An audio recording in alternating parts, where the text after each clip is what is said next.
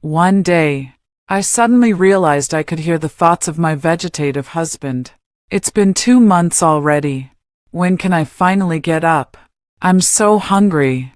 I want hot pot, barbecue, spicy hot pot, grilled meat, seafood, and clay pot chicken. As he rambled on, he even started singing, "Little cabbage, the field is cold. With money, you can lie in bed. Me, can you keep it down? You're disturbing us healthy folks trying to rest. Holy shit. You can hear me. Quick, quick. Let's chat for 50 cents worth." Hello, everyone. Welcome to my channel. Subscribe us to read wonderful novels every day. Now the story begins. Javier must be awake, because I'm starting to hear that nagging voice again. The caregiver who wipes my body isn't good. Their movements aren't gentle at all. I wish I could get a different one. What's my wife's name again? She's actually quite good looking. My butt suddenly itches so bad. Someone help me scratch it. I'm gonna throw a tantrum. I was reading a book nearby, but the noise was so unbearable that I reached into the blanket and tickled his butt twice. The room suddenly fell silent. I glanced at Javier, lying on the bed with his eyes closed, his face showing no sign of anything unusual. The next second, my eardrums nearly burst. What's wrong with this woman? Why did she suddenly touch my butt? Holy shit. Does he have some special fetish? Not even sparing a comatose patient. Woo-woo. If only it could be just a little more to the right. It's still so itchy. I frowned and scratched a couple more times to the right, asking impatiently, "Can you please be quiet now? Can you hear me?" I didn't want to engage with him, so I turned away and continued reading my book. The result was, Javier became even more boisterous. I was somewhat speechless. "You promised to be a cold-blooded, ruthless demon lord. How did you end up like this?" I transmigrated into this book last month, and of all roles, I became the tragic substitute bride of the main villain. The plot of this book can be summed up in one word. Cliché. I am William's illegitimate daughter. Originally, the one who was supposed to marry Javier was the original host's half-sister, also the female lead of this book, Sandy. Unfortunately, Sandy's mother couldn't bear to let her precious daughter marry a vegetative man, so I was the one who ended up marrying him, according to the original plot. After marriage, I spent every day finding new ways to court disaster. During this time, I even hooked up with a minor character, plotting to kill Javier together and abscond with his inherited billions. Unfortunately, Javier woke up, so I quickly logged off. The subsequent plot then revolved around Javier and the love-hate relationship between the male and female leads. Overall, it had little to do with me adopting a "since we're here, let's stay" attitude. I simply remained in the story. I've always preferred tranquility, so being able to read in peace was like a dream come true for me. During the day, I would Javier's hospital room to read, and at night, I'd sleep in the grand villa. I had it all planned out. Javier. Once he woke up, I'd explain everything to him myself and aim for an amicable divorce. Little did I expect that just a few days later, I'd be disturbed by Javier. At first I thought Javier had woken up, and even specifically called the doctor over. Turns out, apart from me, no one else could hear Javier's nonsense. It suddenly occurred to me that when I transmigrated, I vaguely heard someone mention something about a golden finger. My whole body froze. Could my golden finger be the ability to hear the inner thoughts of the vegetative big villain? Then what's the use of this damn finger of mine? Javier held it in for 2 months, but completely let loose after discovering I could hear his thoughts. "Are you my partner?" I remember the name was Sandy. Sandy is my half-sister.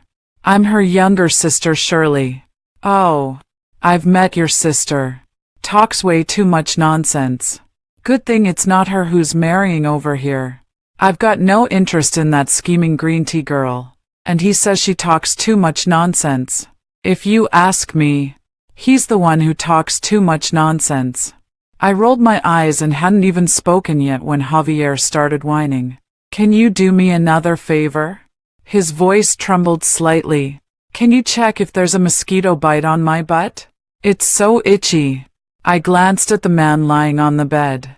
His skin was fair, his features sharp and cold, with 2 faint creases between his brows, likely from years of frowning.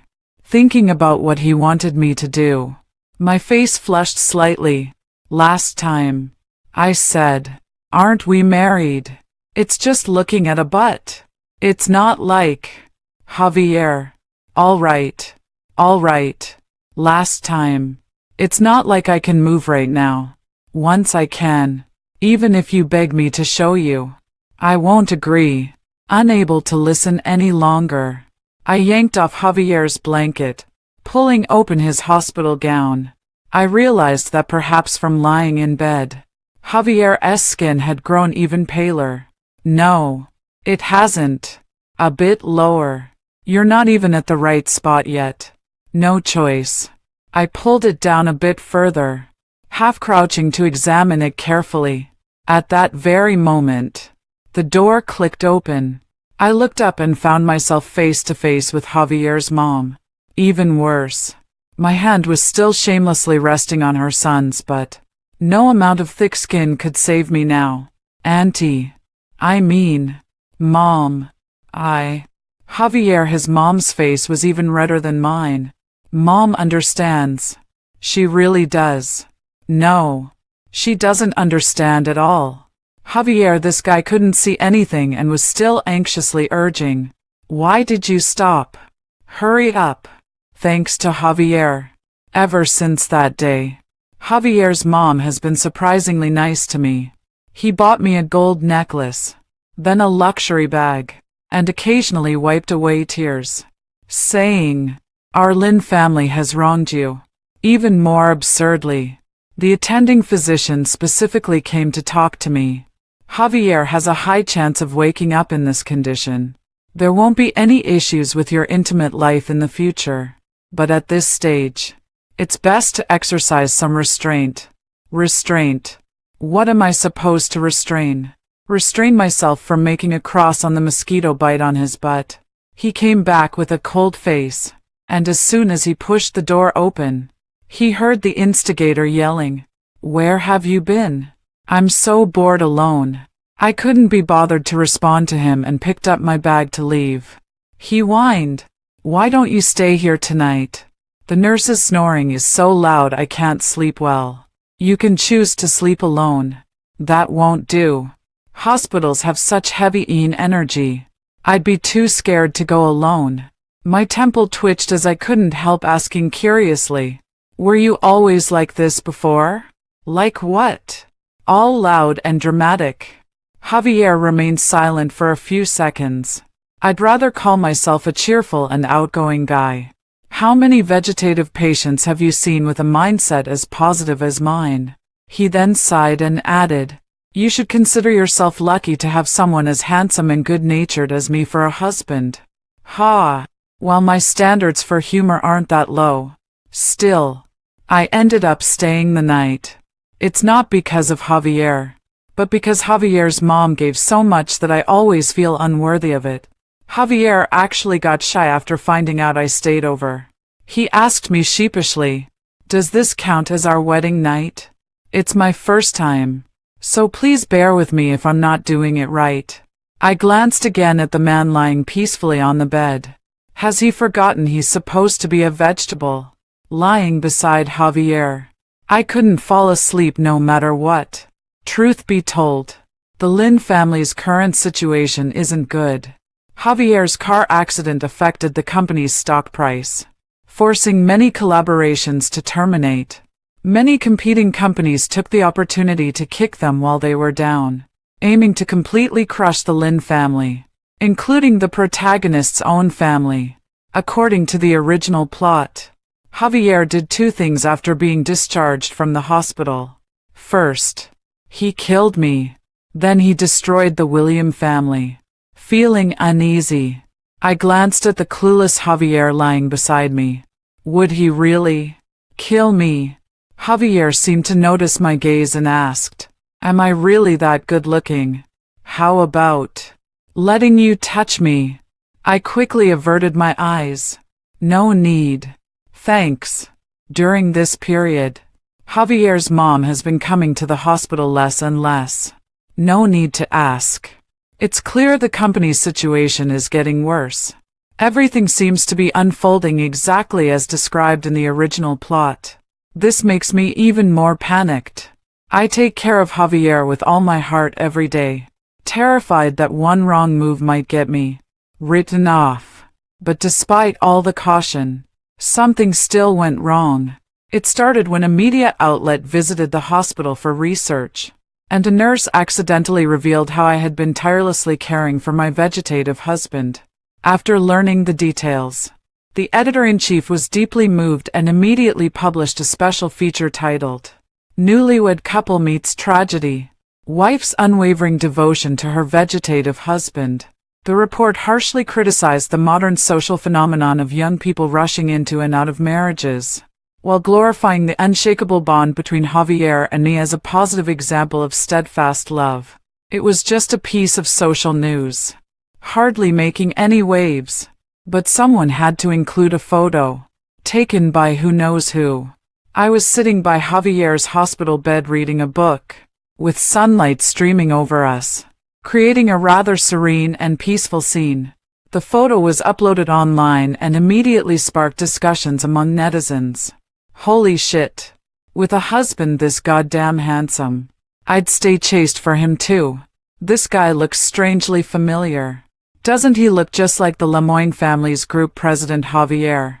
I heard he was in a car accident recently. Could he have become a vegetable? Wait. When did he even get married?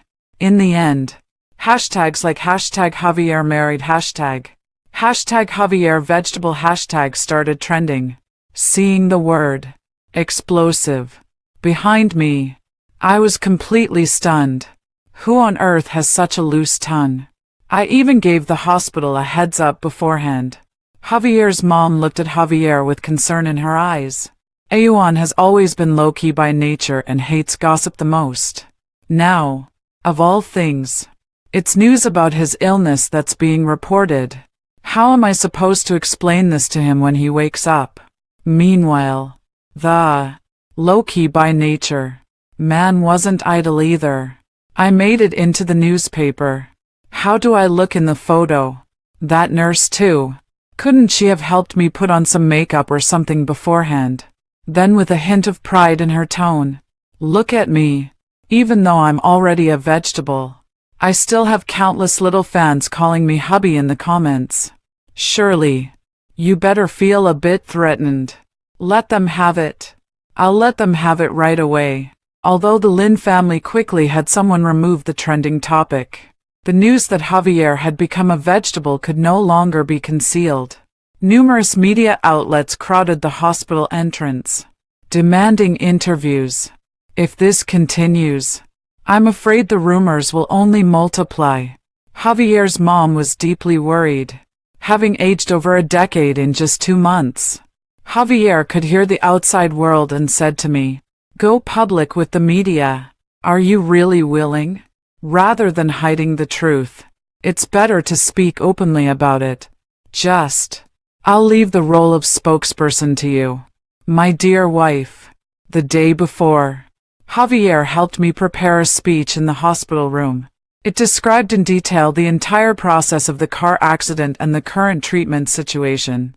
Although he spoke calmly, my heart still clenched tightly.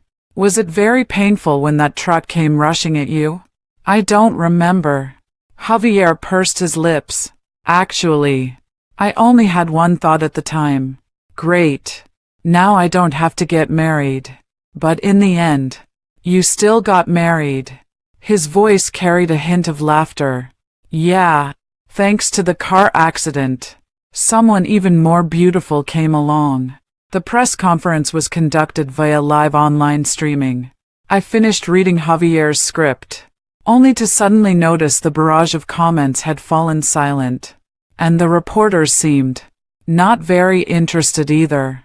After a moment of hesitation, a reporter finally spoke up. Ms. Shirley, to be honest, everyone is more curious about your love story with Mr. Javier. Then, the barrage of comments started flying wildly, all asking when Javier and I got together, and whether it was love at first sight. Some even asked R-rated questions like how a vegetative person deals with personal needs. I stole a glance at the man lying beside me, completely unaware, and my face gradually turned red. We just had an arranged marriage. We didn't know each other before, so there wasn't really any emotional foundation. This wasn't a secret in our circle. So the reporter followed up. Did you ever consider leaving after Mr. Lee got injured? I shook my head. After all, I'm afraid of death. So may I ask Mr. Javier, what is the reason that attracts you to stay by his side? I wanted to say, because he's the big villain, the kind who can kill people, but I still pretended to think seriously for a moment. I just feel that he has a quite lively and cheerful personality. When the event ended, I breathed a sigh of relief. Good job, honey. The sound made me shiver all over. And thinking about the reporter's question just now, my face started to turn red again. I mumbled, it wasn't hard. I originally thought the matter had come to an end. Unexpectedly, the next day, #Shirley press conference hashtag was unexpectedly trending on the hot search list again. I felt a bit nervous. Did I make any mistakes during yesterday's interview? Sincere attitude, generous demeanor, especially the heartfelt confession towards me. Rest assured, even I was moved. Netizens have no reason to give you a hard time. I mustered all my courage to click into the topic, only to be greeted by a viral tweet right at the top.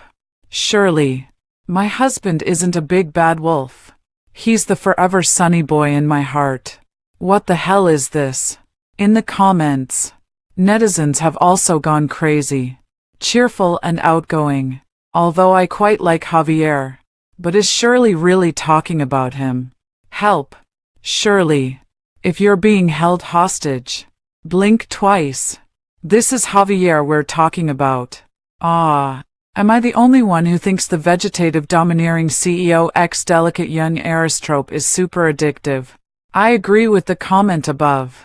That was my first thought too. Then the thread went off topic, with everyone discussing the CP between me and Javier. Some even took advantage of the trend to start a new discussion topic. At night, Javier couldn't sleep and forced me to read fanfiction written by netizens under the topic. After 3 lonely months, Shirley entered the hospital bed and, under the moonlight, pounced on the peacefully sleeping CEO. She simply couldn't hold back any longer. Shirley threw off the blanket and leaped onto Javier. I suddenly paused. Javier urged. And then, what did Shirley do next? Then Shirley pulled back the blanket and carved a cross forcefully on Javier's buttocks. Blushing, she turned off her phone. Close your eyes. Go to sleep. Javier also knew it definitely wasn't written like that. Huffing in annoyance. I'll read it myself when I wake up. It has to be said, the effect of the press conference was unexpectedly good, even unexpectedly boosting the stock price of the Lemoyne Families Corporation. Many shippers began investing in the love story of the young heir of the Lemoyne Families Corporation. Bought a few items from the Lemoyne family to help Shirley conquer the vegetative domineering CEO sooner. If none of you buy, how can our Javier continue being a domineering CEO? Javier can't be a domineering CEO. How can I enjoy the sweet wife literature then? Some netizens even started reviewing products manufactured by the Lemoyne family group. I've been buying from the Lemoyne family all along. To be honest, the quality surpasses many international big brands. More and more people began to focus on the Lemoyne family, inexplicably helping the company weather the crisis. However, while some rejoiced, others worried. As the Lemoyne family group rose from the dead, the William family could no longer sit still. Within a few days, Sandy came to find me. "Shirley, I just heard the news of your marriage. It's my fault as your sister." The fake sisterly affection gave me goosebumps and brought me to tears. I handed her a tissue. "Why are you here?" "I came to help you."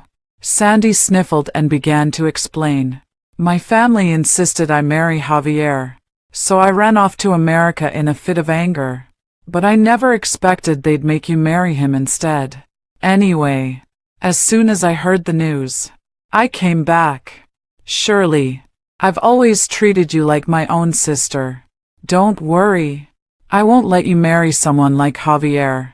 I've already talked to Dad, and he agreed to let you divorce Javier." Before I could respond, Javier clicked his tongue beside us. "Does she think we're fools?" The only reason the Lemoyne family managed to recover was because netizens started shipping us as a couple. Now she's urging you to divorce, clearly trying to ruin the Lemoyne family. I naturally understand this principle and shook my head. "No need. I'm doing quite well now. Don't lie to me." Sandy grabbed my hand urgently. "I know you were coerced by the Lynn family into saying those things online. Shirley, believe me, Javier is no good. Hey, speak your mind, but don't resort to personal attacks." "All right."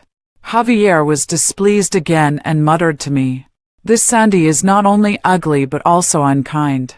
If this were a fairy tale, wouldn't she be Snow White's evil stepmother? I'm so annoyed. Can you just shut up?"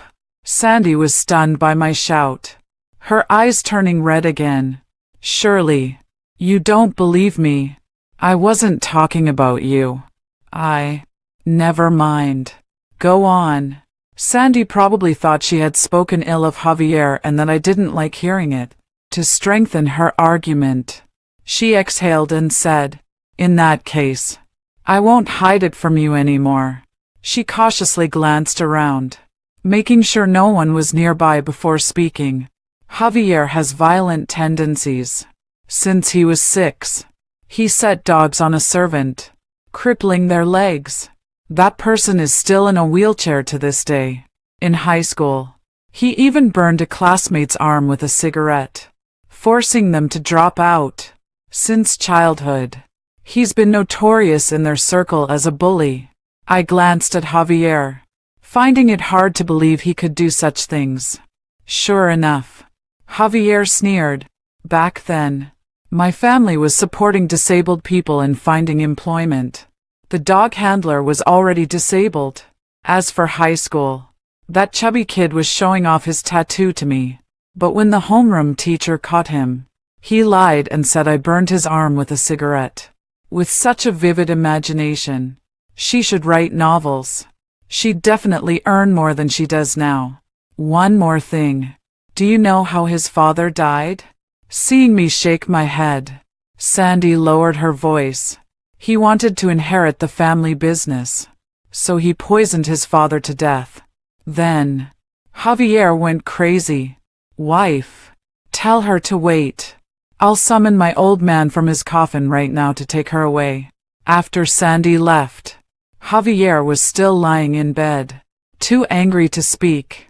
Seeing me reading as if nothing had happened, he got upset. "Aren't you angry seeing people slander me like that? What kind of lousy wife are you?" I wanted to laugh. "Sandy should be your wife. If you're unhappy with me, I can help you get her back." "So you're saying you want to dump me? Is that what I meant?" Javier sounded like a husband who had just caught his wife cheating, his voice loud and exaggerated. "Shirley, are you trying to avoid taking responsibility for me?" This left me utterly confused. "What responsibility? What?" Do coma patients have no rights? Can you just look at a coma patient and not take responsibility? Can we just move on from this already? After that day, Sandy never showed up again. But I always felt this matter wasn't over. Sure enough, a few days later, I was stopped by a strange man. Shirley, do we know each other? Are you still mad at me? The man looked somewhat dejected. The reason I didn't take you away before the marriage was because your father threatened me. You know my family situation. I couldn't risk my mother's safety. This statement jogged my memory a bit, and I strained to recall the original plot. Are you, Levi? You're finally willing to talk to me. Great. The scumbag who egged me on to elope and ultimately caused my tragic death has also shown up. Now Javier has been bedridden for 4 months. According to the timeline, it's about time for him to wake up soon. I don't want any complications at this critical juncture. I took half a step back and said, sorry, but I'm already married. Please don't come looking for me again. I thought my rejection was clear enough, but Levi actually started frequently appearing around the hospital to ambush me. Between the lines, it was a plea for reconciliation. Your sister told me you're not happy at all now. That day, Levi followed me all the way to the ward on the top floor and burst in. Your father has agreed to let us be together. The biggest obstacle between us is gone. Shirley, I don't believe you've forgotten me so quickly. As he spoke, he actually pulled me into his embrace. I'm willing to take you away, to a city where no one knows us, and we can start over. Are you out of your mind? I was about to push him away when suddenly I heard Javier's voice. Getting so intimate even in a hospital. You two really have quite the taste for romance. Levi abruptly pushed me away. Sensing something was wrong, I turned around to see the man who had been lying on the bed now sitting up. Why did you stop? Did I wake up at a bad time? Interrupting you too. So this is Javier himself speaking. My heart was pounding wildly as I rushed to his bedside. You're awake. Are you feeling any discomfort anywhere? Javier calmly put some distance between us. No need for Miss Lee's concern. You'd better settle your personal matters first before discussing divorce proceedings with me. Javier woke up. My golden finger disappeared along with it. He doesn't remember anything that happened during his vegetative state. That experience feels like it was just my imagination. At this moment, doctors gathered in the ward, conducting various examinations on Javier. All bodily functions are normal. Congratulations, Mr. Javier. You'll be able to be discharged soon. The doctor relaxed with a smile. And congratulations to Ms. Shirley as well. The waiting period is finally over. Javier frowned upon hearing this. What waiting period? The doctor, probably thinking we had a particularly good relationship, spoke without hesitation. Your wife tried to pull down your pants while you were asleep. I told her to be patient and wait a little longer. She even winked at me and said, "Don't worry. We've checked everything for your husband. Everything's perfectly normal." Hearing this, I felt completely embarrassed. Why does this doctor have such a loose tongue? I hurriedly explained, "It's not what you think." Javier glanced at me and said, "Miss Lee Ayer's preferences are truly diverse." Javier, the first thing he did upon waking was summon the company assistant to the hospital to inquire about the company's status. "Thanks to your wife, the company is running smoothly." My mother. No. Your wife. The assistant handed over the phone and played the video from that day's press conference. After watching it, Javier's hands were trembling, looking at me with anger in his eyes. "Who gave you permission to hold such a press conference and spout such nonsense?"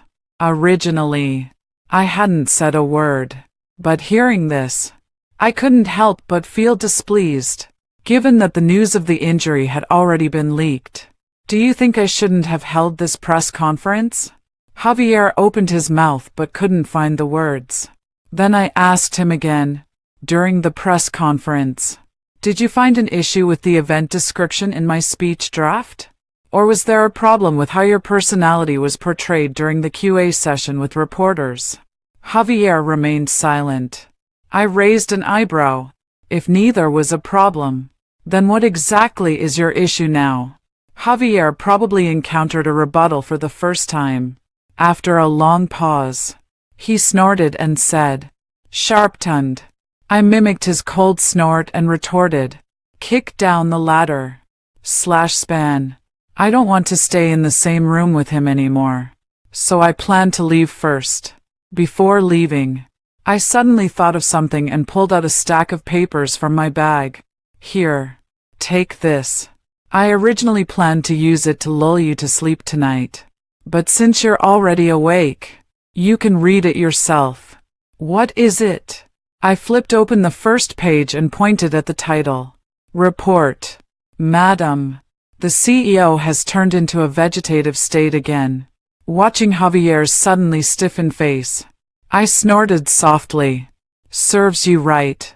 Perhaps triggered by the fanfiction, I didn't see Javier for several consecutive days. We didn't meet again until a week later. He stormed towards me angrily. "So this was your clever scheme all along?" I look at the big boss who's been acting like a pufferfish every day since he woke up and feel a bit speechless. "What scheme are you up to now?" He tosses out a stack of photos. I pick them up and glance at them, unable to help but frown. They were all of me and Levi. There were shots of our first meeting outside the hospital, of Levi lingering around the hospital, and even one of him forcibly hugging me. However, the photo was taken from an extremely tricky angle, somehow creating a somewhat sweet atmosphere. Only then did I realize Sandy and their plan. Since the divorce failed, they deliberately used Levi to fabricate the false appearance of me cheating, aiming to destroy the popularity previously built by the CP hype. I still vividly remember how the original owner died, and now seeing Javier's gloomy expression, I started to panic a bit. The photo is fake. I'm stuck with you every day. When would I have time to secretly meet a man being pestered by me? I abruptly shut my mouth. Javier sneered. "Now you can't even bother to lie convincingly. Are you so sure I can't do anything about you?" I really couldn't stand Javier's daily sarcastic attitude anymore. "Javier, are you two-faced? You don't really think that way in your heart. So why do you insist on saying such hurtful things? You were clearly happy about being in the newspaper. You followed those fanfictions more diligently than anyone else. You were obviously jealous when Levi showed up. And you don't actually want to divorce me at all. Why do you have to pretend to be like this? It's really annoying. Surely. Who fed you that nonsense? You told me. You feed me nonsense every day." I glared at him. Believe it or not.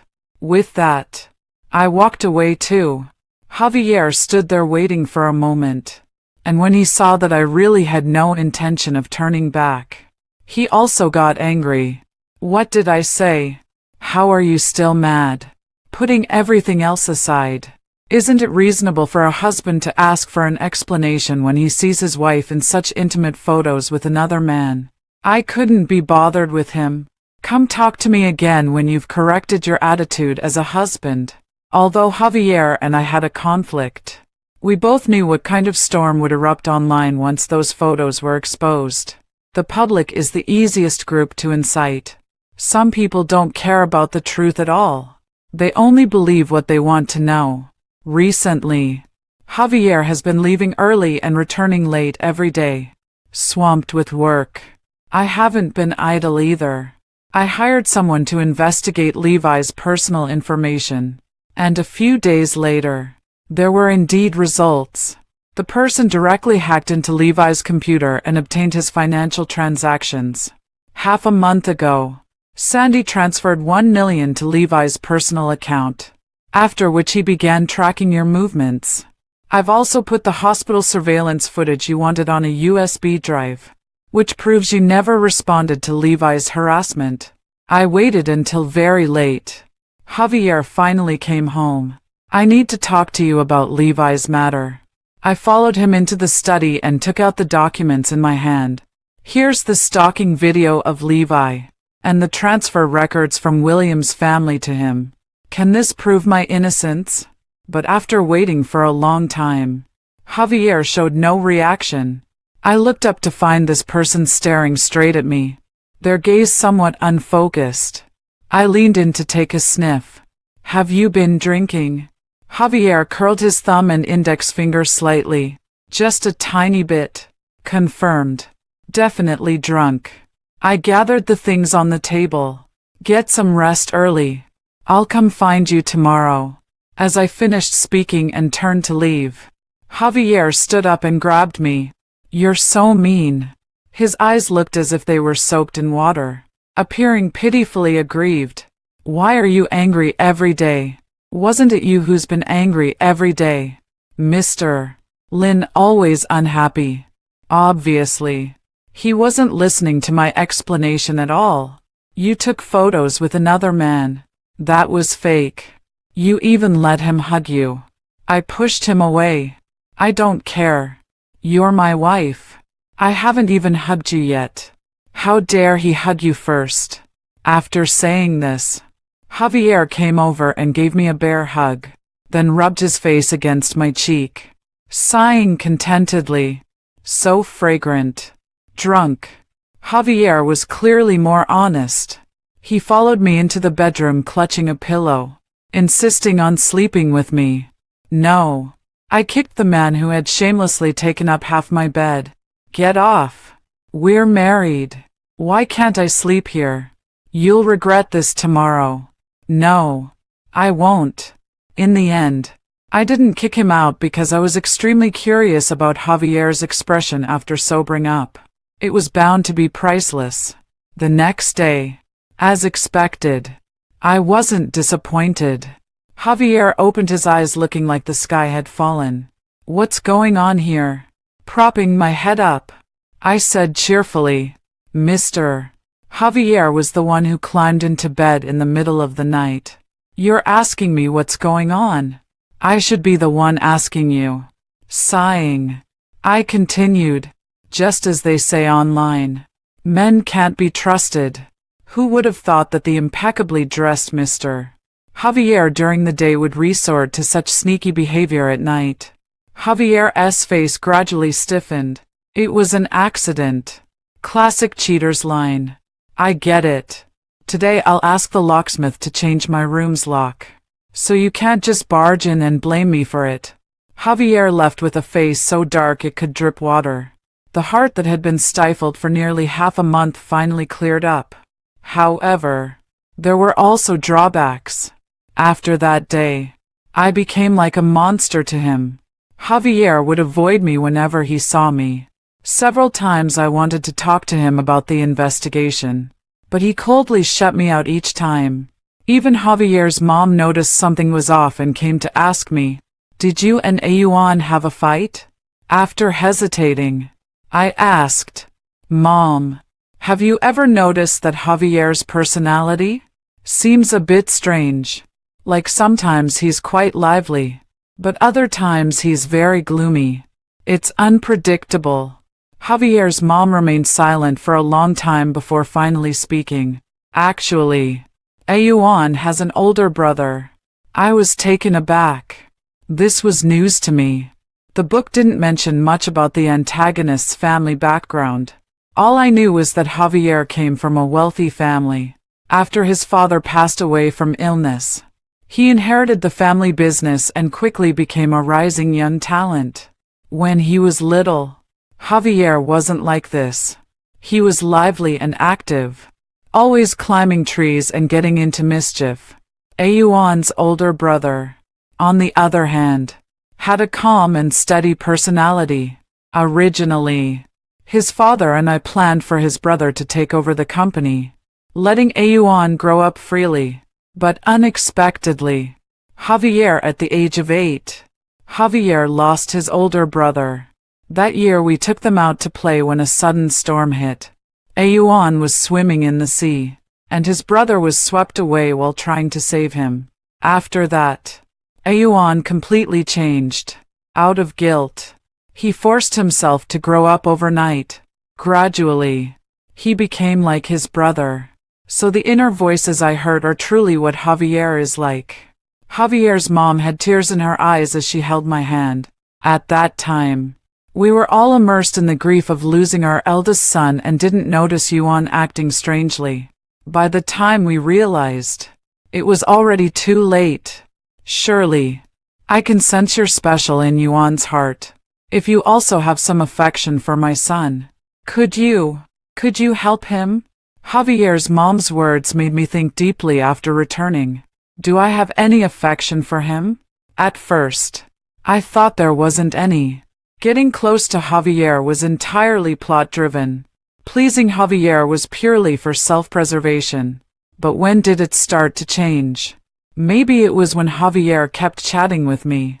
Or perhaps when he said, "Thanks, wifey," to me. During this time Javier has become a different person. Yet I can't help but uncontrollably think of the Javier from back then. I wonder if that Javier were to wake up, would he act spoiled with me? Would he pester me to keep him company? Until that night Javier got drunk, hugged me tightly and said he missed me so much. My long-suspended heart finally settled. Actually, I wanted to tell him too. I missed him so much as well. Does this kind of feeling count as love? That night, I deliberately waited until very late.